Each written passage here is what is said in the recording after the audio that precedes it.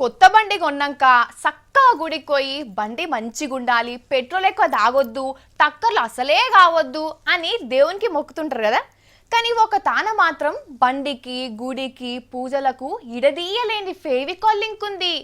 ఏంది బండ్లకు పూజ చేపించే స్పెషల్ కూడా అని అంటే కాదట. మరేంది మనం వయసుద్దాం.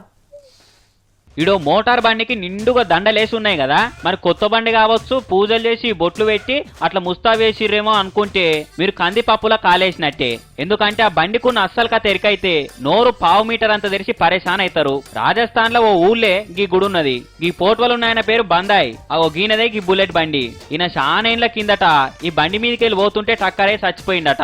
నా తీరు ఎవ్వరు చచ్చిపోద్ది ఇట్లా అని ఆ తొవ్వ పొంటే తిరుక్కుంటా వచ్చిపోయేటోళ్లకు టక్కర్ కాకుండా కాపాడుతున్నదని అక్కడ దిక్కోల నమ్మకం అంట.